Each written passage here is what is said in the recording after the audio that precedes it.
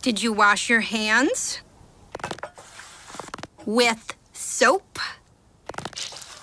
If you want to know the secret purpose to Amanda's key and other hidden clues about future Saw movies, then stick around to the end of this video. Welcome to Things You Missed. Saw 3 brought back a lot of characters from the first two movies. We got to see Rigg, Carrie, Matthews, and even Adam Stanheidt, who is played by the screenwriter Leigh Whannell. After writing the first two movies, Whannell would make Saw 3 his final installment before moving on to Dead Silence and Insidious. In one tweet, he hilariously claims that he'd prefer Saw 3 as the end of the series. To be honest, I think they should have ended it at 3. I'll admit it, I haven't even seen Saw 5 or 6. People ask me questions about Detective Hoffman, and I don't know what the they're talking about. Which is really funny because Leigh created the character of Hoffman. He shows up in Saw 3. There are a lot of clues in his story that leave the third film up for a sequel. I wonder what Leigh Whannell would say to that. I'm a liar? Let's get into the things you missed. Just like the first two movies, Saw 3 opens with the lights. This time, it's the flashlight that Detective Matthews would try to use to make his way out of the nerve gas house. The first proper trap of the movie is the classroom trap, and we find out this one was never meant to be escapable, which doesn't fit Jigsaw's pattern. I guess Amanda didn't spend enough time in Jigsaw's workshop and spent a little bit too much time at Build-A-Bear workshop, because she didn't properly learn the rules for making a Jigsaw game. Then there's a curious line from Hoffman. All he had to do was release himself from each of the chains, walk out the door before it went off. All he had to do? At the time the line was written, it could have just been a red herring, but something later on in the film makes me think it was an intentional clue about Saw 4. It becomes clear to police that someone other than Jigsaw is holding traps when they find another inescapable one.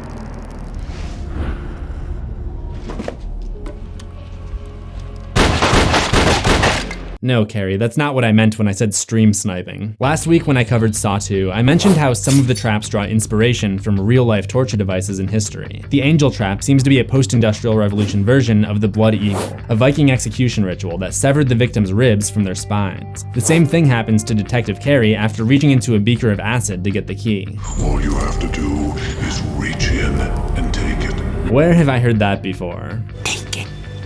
Towards the end of the movie, we see a prototype in John's work area that's never seen used on any victim in the series, but may have also been inspired by a historical torture mechanism, the strappado, an invention of the medieval Inquisition which left its victims suspended by ropes for extended periods of time to the point of body part dislocation or death. There was a third torture device inspired by real life in this film, but I'll come back to that later in this video. After seeing the fate of Carrie, we're introduced to this movie's main protagonist, a surgeon named Dr. Lynn Denlin. One of the big twists of this movie reveals that she's actually the wife of the man making his way through the trials at Gideon Meatpacking Plant. However, if we look back, there are plenty of clues. When we see her at the hospital, she's depressed, and the only thing that ends up springing her into action is when she sees that the patient is a child. Lynn was unable to do anything to save her and Jeff's child, Dylan, who is struck down by a drunk driver, so she probably couldn't bear to see another child slip away. Then, in her locker, there's a picture drawn for her by a child, but what we don't know at the time is that it's a keepsake from her lost son, Dylan. The drawing of the pig matches what was Dylan's favorite toy, a plush pig that looks like it could be from the other mother in Coraline. We need a yes if you want to stay here. So sharp you won't feel a thing. Perhaps it should have been clear when Jeff makes his way through his trials, and at every step he's rewarded with a ripped piece of his family photo. The mom is deliberately kept from us until the end, moments before we discover that Lynn and Jeff are a married couple. But the hints about their relationship weren't the only windows into the events that would take place at the end of this movie. Another twist that takes place is the kidnapping of Jeff and Lynn's daughter, Corbett, to be used as motivation for a game for Jeff. In the scene where Jeff is kidnapped by Jigsaw's apprentice, there are also very short flashes of Corbett's face, suggesting that she too was taken in. Jigsaw explains the rules of the game to Jeff. You will have to face a series of tests. You will have to suffer to move forward through each of them. You will finally come face to face with the man responsible for the loss of your child. That will be your ultimate test. Can you forgive him? We assume that he's talking about Timothy, the drunk driver responsible for Dylan's death, but when Jigsaw says, "You will come face to face with the man responsible for the loss of your child," he's really talking about himself, the man responsible for Corbett's kidnapping. Jeff's final test is to try to forgive John Kramer, who put him through the whole day's worth of suffering. Corbett is locked away in an unknown location inside Gideon, a part of Jigsaw's plan that is perhaps hinted at by the sketch in the operating room of an eye looking through a keyhole. Could the key that Amanda wears throughout the movie, a key that we never learn the purpose of, possibly be the key that that unlocks Corbett's cell. While following the pathways of Lynn and Jeff have led us to some things you missed, the biggest revelations will come when we take a look at this game's main test subject, Amanda.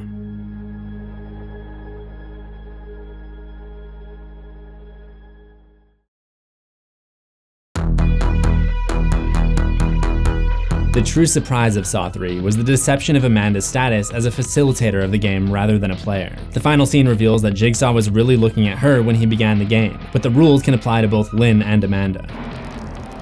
You're being tested, your will is being tested. Your will to keep someone alive. In a flashback, we see Amanda surviving the reverse bear trap from the first movie, after which Jigsaw takes her for her rebirth. There are a couple items in Amanda's room within the Gideon meatpacking plant that symbolize this, like this Botticelli painting titled The Birth of Venus, and a Jigsaw puzzle piece. Amanda supposedly has the survival instinct that Jigsaw victims lacked. The failed subjects had their piece taken from them, while Amanda got to keep hers. Police figured out that the traps at the beginning are unwinnable, and I mentioned back in my Saw 1 episode that I think Adam's chain was tampered with as well. We see the bathroom game being set up in a flashback in Saw 3, and Amanda tosses Adam's key into the bath while John is not looking. I think the key was supposed to be somewhere where Adam had a chance to get it, giving him the ability to roam around the bathroom by undoing his shackle. In the montage at the end, Amanda's placement of the key is accompanied by the narration, "Your games were unwinnable."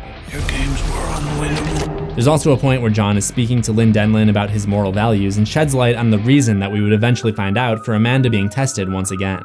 I don't condone murder, and I despise murderers. Which is a fine stance to have, but you have to apply it to yourself as well. I'm a murderer. John should be holding himself accountable for the deaths of the victims that he put into his many traps, so let's take a closer look at those. If you ask me though, Jeff is going the wrong way here. I mean, I'd be headed towards those fresh and frozen beef products. When he arrives at the pig vat trap, the judge just won't stop running his mouth, to the point he started to sound like a talkative video game NPC.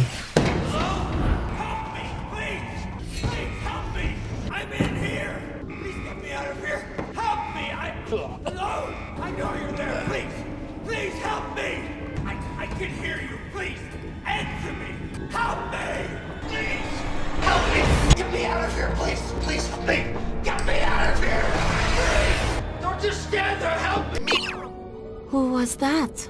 Karitushka? Telemarketer. This trap is clever though, because it's more of an emotional suffering that takes place, whereas the others focus on physical pain. I think it's the only trap in the series so far that's like that. It's also pretty metal.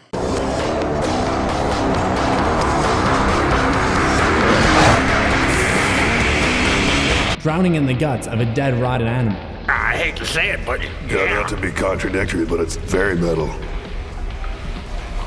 The challenge is for Jeff to burn his late son's possessions to obtain a key that will free the judge from being drowned in pig guts. The key is hidden in Dylan's favorite toy, which was a pig. As I mentioned before, pigs represent rebirth, because the year of the pig in the Chinese zodiac is associated with the concept of being reborn. For Jigsaw, being reborn is the idea of leaving your past life behind and coming to appreciate and cherish the joy of being alive. So that's why there are pigs all over this movie. I already mentioned Dylan's drawing inside of Lynn's locker. There's also these little porkers up here, the pig masks worn by John's disciples, these guys in the operation room, and the pig hidden at the top of Jeff's study. Let's move on to the next trap.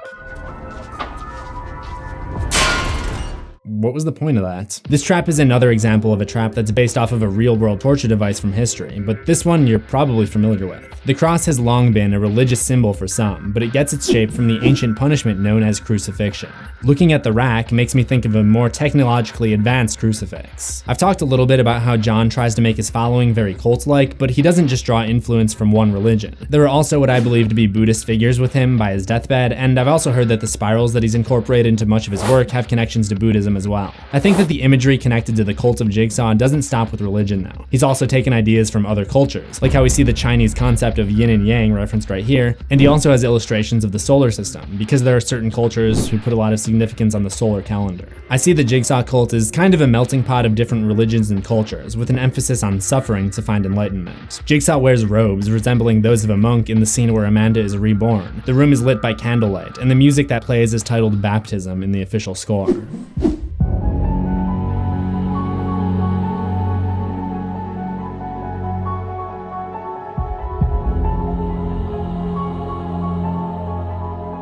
One more note on the rack though. Rather than having the feet together like you typically see on a crucifix, the feet are apart, like the second position seen on Leonardo da Vinci's famous drawing, The Vitruvian Man, which happens to be posted up all over the operating room where that part of John's game takes place. Right about now, you're probably thinking that this Jigsaw guy is really sharp, the kind of guy that's so smart he wears the watch on the inside of his wrist.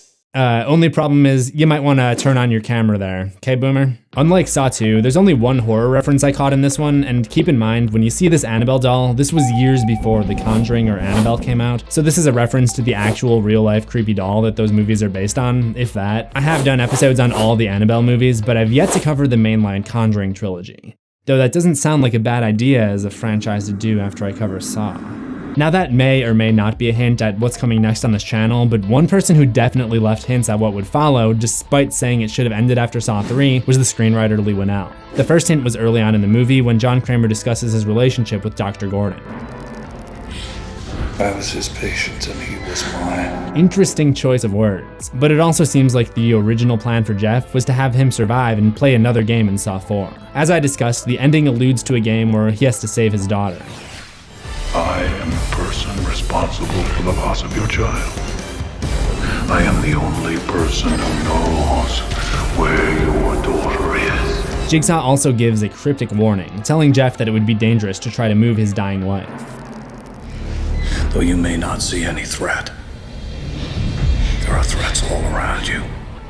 In Saw 3, we don't really have any idea what he means by this, but in Saw 4, we would meet the threats that approach just beyond that door. Obviously, the storyline did change in the year that would follow to where Jeff was no longer the focus, but you're not off the hook just yet, Leigh Whannell. Remember that tweet? I find it a little suspicious that Hoffman was introduced in Saw 3, left as one of the only survivors, and that this shot, which has nothing to do with Saw 3, was added to kickstart the beginning of Saw 4. So if you want to hear about all the new things you missed that Saw 4 had to offer, then remember to subscribe to CZsWorld for new horrors every week. Ring that death bell for notifications, and I'll see you in the next one. Assuming we both survive.